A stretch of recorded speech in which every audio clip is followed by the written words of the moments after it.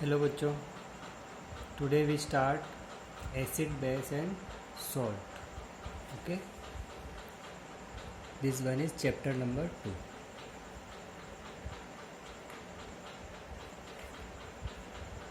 Acid base and salts. ठीक है, acid और बेस और सॉल्ट इस चैप्टर को अपन स्टार्ट कर रहे हैं. Before we start the lesson we introduce about acid and base. How we identify the acid and base? There are three main concepts. Okay, first of all, the first concept arises, that is Arrhenius concept. Arrhenius concept. Arrhenius concept. According to this concept, the substance which donate, remember, which donate H plus, means the species which donate H plus ion, that is called acid. That is called acid. Okay, and which one accept H plus ion? H plus ion means hydrogen plus one ion. Okay, that are called base. इनको क्या कहा अपन ने? Base.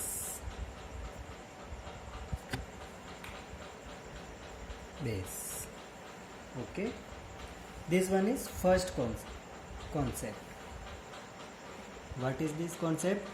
This concept said the species which donate H plus ion, that is called acid, and the species which accept H plus ion is called base. It is very primitive concept, and the further second concept is arises, that is called Bronsted concept. Bronsted concept. Okay, Bronsted concept. According to the concept, the species which donate proton,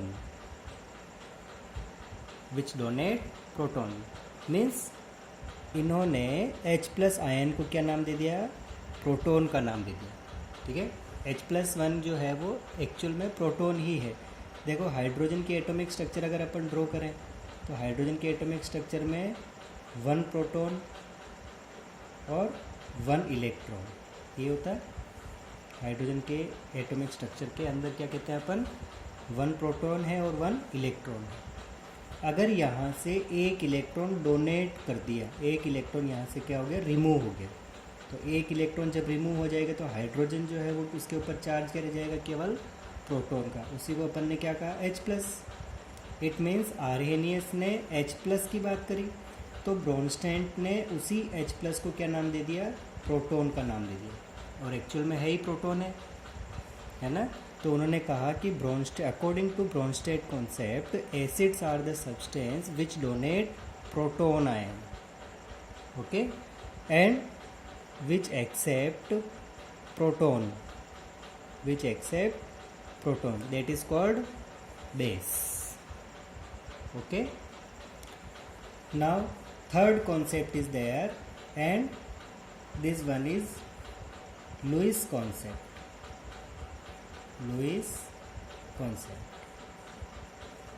अब ये concept क्या कहता है? ये concept कहता है कि the species which accept,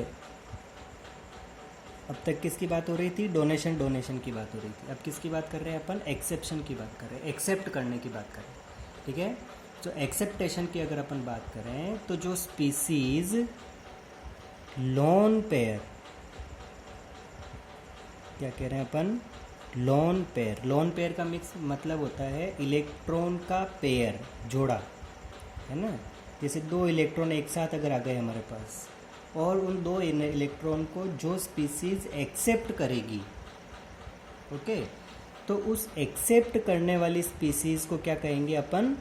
acid कहेंगे। यानी कि लोन का मतलब क्या हो गया? अकेला, और पेयर का मतलब क्या हो गया? जोड़ा।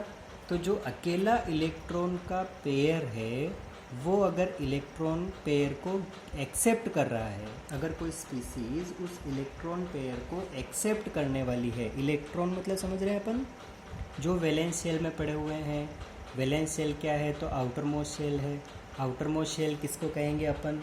तो जब अपन एटॉमिक स्ट्रक्चर बनाएंगे तो उस एटॉमिक स्ट्रक्चर में जो आउटर शेल होगी और उसमें जो इलेक्ट्रॉन पड़े होंगे, है ना, ऑक्टेट कंप्लीट करने के लिए इलेक्ट्रॉन लेने और देने का काम करते हैं। ये अपन ने 9th क्लास में पढ़ी है चीज़ें।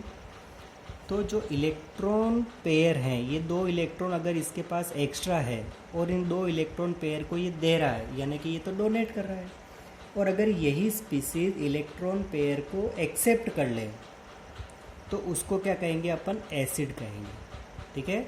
और जो डोनेट करेगी, डोनेट किसको करेंगे?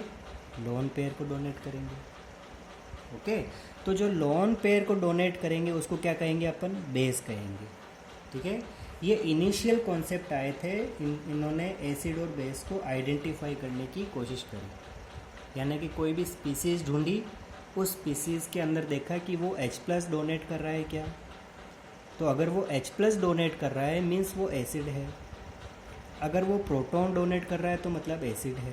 और अगर उसके पास H+ भी नहीं है, प्रोटॉन भी नहीं है, तो उसके पास क्या देखा उन्होंने कि वो लोन पेयर दे पा रहा है या नहीं दे पा रहा है, ठीक है। अगर वो लोन पेयर दे पा रहा है तो वो बेस है, और अगर वो लोन पेयर ले पा रहा है या एक्सेप्ट कर पा रहा है तो उसको क्या कह दिया उन्होंने? एसिड कह दिया, ठीक है। लेकिन अपन स्पीसीज़ को केवल देखकर या उसकी स्ट्रक्चर को देखकर, है ना, अपन कैसे आइडेंटिफाई करेंगे कौन एसिड है और कौन बेस है? तो इन सारे कॉन्सेप्ट के अलावा हमारा एक जनरल कॉन्सेप्ट भी चलता है जिसके अकॉर्डिंग अपन एसिड और बेस को क्या करते हैं? क्लासिफाइड करते हैं। कैसे करते हैं देखिए। तो जो हमारा जनरल एसिड और बेस को क्लासिफाई या आइडेंटिफाई करने का हमारा जो पैटर्न है, उस पैटर्न के अकॉर्डिंग अपन क्या करते हैं? सबसे फर्स्ट बात करते हैं कि जो sure in test, sure in test, sure in test में है। कैसे हैं वो? श्योर हैं, यानी कि कैसे हैं? खट्टे खट्टे से अगर हमारे को लग रहे हैं तो अपन ने क्या? Acids are sour in taste, okay. तो बेस के लिए क्या क्या कहेंगे अपन? तो कहेंगे they are bitter in taste, bitter in taste. वो टेस्ट में कैसे होंगे? कड़वे होंगे, है ना, हल्के से बिटर बिटर जैसे टेस्ट होंगे। क्लियर? सेकंड, अगर अपन एसिड और बेस को आइडेंटिफाई करने की कोशिश करें तो कुछ लिटमस पेपर होते हैं या लिटमस सॉल्यूशन होता है। तो हमने कहा कि जो ब्लू लिटमस के कलर को, ब्लू लिटमस के कलर को किस में चेंज कर दे? रेड में चेंज कर दे। तो ऐसे सब्सटेंस जो ब्लू लिटमस को रेड लिटमस में कन्वर्ट करते हैं उनको क्या कह देते हैं अपन? एसिड कह देते हैं। और जो रेड लिटमस को ब्लू में कन्वर्ट कर देते हैं, रेड लिटमस को किस में कन्वर्ट कर देते हैं? ब्लू में, तो उनके लिए क्या कह देते हैं अपन? वो बेसेज, ठीक है। तो ये दो कॉन्सेप्ट हैं, ये अपन कहें कि दो आइडेंटिफिकेशन है हमारे कि अगर वो श्योर लग रहे हैं टेस्ट में और अगर वो ब्लू लिटमस को रेड लिटमस में कन्वर्ट कर रहे हैं तो वो एसिड हैं, और अगर वो बिटर इन टेस्ट में है और रेड लिटमस को ब्लू लिटमस में कन्वर्ट कर रहे हैं तो क्या कहेंगे उनको अपन? वो बेसेज हैं। इसके अलावा भी कुछ नेचुरल इंडिकेटर्स हैं, है ना, कुछ इंडिकेटर्स होते हैं, उन इंडिकेटर से भी अपन क्या कर सकते हैं? आइडेंटिफाई कर सकते हैं। Natural indicator, natural indicator. अभी नेचुरल इंडिकेटर कौन कौन से हैं? तो नेचुरल इंडिकेटर में अपने अगर घर में अपन देखें तो टर्मेरिक होती है। कौन होती है? टर्मेरिक। ये टर्मेरिक क्या करती है? तो टर्मेरिक होती है जनरली कैसी कलर की दिखती है हमारे को? येलो कलर की नज़र आएगी। तो ये जो टर्मरिक है ये येलो कलर से रेड कलर में अगर कन्वर्ट हो रही है ना, किस में कन्वर्ट हो रही है? येलो कलर से रेड कलर में कन्वर्ट हो रही है, किसकी प्रेजेंस में? तो ऐसा सब्सटेंस जिसकी प्रेजेंस में येलो लिटमस से रेड लिटमस में कन्वर्ट होती है तो उसको बोलते हैं अपन बेस। ठीक है, इसके लिए अपन एक एक्टिविटी भी करेंगे, है ना। इस एक्टिविटी से आपको और अच्छे से समझ में आएगा। ठीक है, तो टर्मेरिक एक इंडिकेटर हो गया। और भी बहुत सारे इंडिकेटर होते हैं जिससे अपन क्या कर सकते हैं, आइडेंटिफाई कर सकते हैं। और इंडिकेटर की बात करें तो मिथाइल ऑरेंज होता है एक, मिथाइल ऑरेंज, ये सिंथेटिक इंडिकेटर होता है ना। इसको क्या करते हैं अपन लैब के अंदर प्रिपेयर करते हैं, तो वो सिंथेटिक इंडिकेटर में अपन ने क्या नाम ले लिया, मिथाइल ऑरेंज। एक फिनोफ्थेलिन भी होता है ना, फिनोफ्थेलिन, फिनोल थेलिन। ठीक है, ये फिनोफ्थेलिन इंडिकेटर भी क्या करता है, हमारा एसिड और बेस को आइडेंटिफाई करने में हमारी हेल्प करता है। ठीक है, तो ये हमारे कुछ इंडिकेटर हैं, और भी नेचुरल इंडिकेटर भी हैं जिससे अपन ये बात करते हैं ना। तो ये इंडिकेटर क्या करते हैं, हमारे को हेल्प करते हैं, है ना। तो नेचुरल इंडिकेटर में लीची हो जाता है, लाइकेन हो जाता है ना। थेलोफाइटा मेंबर का एक प्लांट है जिससे अपन और लिटमस सॉल्यूशन बनाते हैं, पर्पल कलर की डाई बनती है उससे, है ना। केबेज लीव्स होती है, टर्मरिक का अपन ने नाम ले ही लिया, है ना। और कुछ फ्लावर्स होते हैं जैसे हाइड्रेजिया होता है ना, हाइड्रेंजिया, पीटूनिया होता है ना, गरेनियम होता है। इनसे अपन क्या कर सकते हैं, आइडेंटिफाई कर सकते हैं। ये सिंपली इंडिकेटर्स हैं, ठीक है, जिससे अपन क्या आइडेंटिफाई करने की कोशिश करते हैं कि एसिड कौन होते हैं और बेस कौन होते हैं। ठीक है, ये तो जब हमारे सब्सटेंस हाथ में आएंगे या हमारे बीकर के अंदर हैं, टेस्ट ट्यूब के अंदर हैं, तो उसको अपन आइडेंटिफाई कर सकते हैं, है ना। अपन जनरली कैसे पता लगाएं, किसी भी सब्सटेंस को फॉर्मूला देखकर कैसे पता लगाएं? तो इसके लिए अपन क्या करते हैं, देखो कुछ एग्जाम्पल लिखते हैं, है ना, और उन एग्जाम्पल से अपन समझते हैं। जैसे मैंने एग्जाम्पल में सबसे फर्स्ट लिखा HCl, hydrochloric acid. Second example अगर अपन ने लिखें तो लिखा मैंने H2SO4, सल्फ्यूरिक एसिड। ठीक है, थर्ड एग्जाम्पल अगर अपन एसिड का लें तो HNO3, नाइट्रिक एसिड। नंबर 4 अगर अपन बात करें तो CH3COOH, इसको बोल दिया अपन ने एसिटिक एसिड। देखो इनके अगर आयंस बनाएं तो इनके आयंस के बारे में अपन ने 9th क्लास में पढ़ा है। यहाँ से ये H+ आयन, ये Cl- ion, H+ ion Cl-, यहाँ से देखें तो ये H+ आयन, इधर बात करी तो ये SO4- आयन, इधर बात करी तो ये H+ आयन, इधर NO3- ये आयन, है ना। इसमें बात करें तो CH3CO एसीटेट आयन, और इधर ये क्या है, H+ आयन। देखो जितने भी एसिड दिख रहे हैं उसमें क्या नज़र आ रहा है हमारे को, H+, नज़र आ रहा है। अगर इनके पास हैं तो ये डोनेट करेंगे, और अगर ये डोनेट करेंगे तो ये स्पीसीज़ कौन सी हो गई, जो H+ डोनेट करने वाली हो गई। तो अकॉर्डिंग टू आर्हेनियस उसने क्या कहा था कि ऐसे सब्सटेंस जो H+ को क्या कर रहे हैं, डोनेट कर रहे हैं, और डोनेट कर रहे हैं तो क्या हो रहे हैं, वो एसिड हो रहे हैं। ठीक है, ये भी H+ डोनेट करेगा, ये भी H+ डोनेट करेगा, ये भी H+ डोनेट करेगा।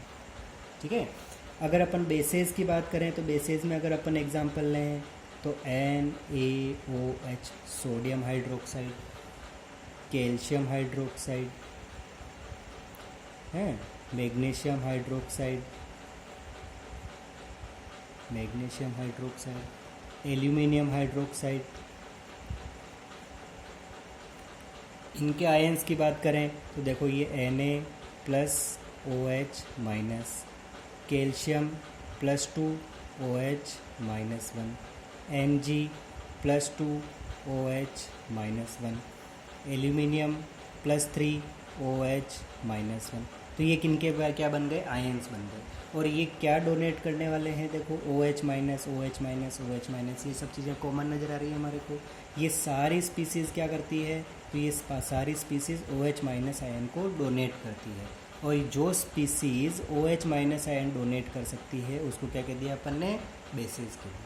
ठीक है, तो किसी भी एसिड या बेस का अगर अपन फॉर्मूला देखें तो उस फॉर्मूले से भी अपन क्या पता लगा सकते हैं कि कौन एसिड है और कौन और बेस है। ठीक है, तो एसिड और बेस को आइडेंटिफाई करने के लिए स्टार्टिंग में कुछ कॉन्सेप्ट दिए थे और कॉन्सेप्ट से अपन ने पता लगाया, फिर उनके जो अपन ने आइडेंटिफिकेशन देखा कि वो श्योर हैं, इंडिकेटर में कैसे काम कर रहे हैं, लिटमस सॉल्यूशन में कैसे उनकी वर्किंग हो रही है ना उससे अपन ने पता लगाया। फिर इनके एग्जाम्पल देख के अपन ने पता लगाया, है ना। एक अमोनियम हाइड्रोक्साइड भी होता है, देखो अमोनियम हाइड्रोक्साइड, इसका भी आयंस में अगर अपन इसको क्लासीफाइड करें तो ये NH4 प्लस और OH माइनस, बताओ ये भी OH माइनस जो आयन डोनेट कर रहा है। ठीक है भाई, तो इन इंडिकेटर्स से या अपन कहें कि इन फॉर्मूलेज से अपन क्या कर सकते हैं, एसिड और बेस को आइडेंटिफाई कर सकते हैं। ठीक है, नेक्स्ट क्लास में अपन इसकी फर्दर स्टडी करेंगे। ठीक है भाई, थैंक यू।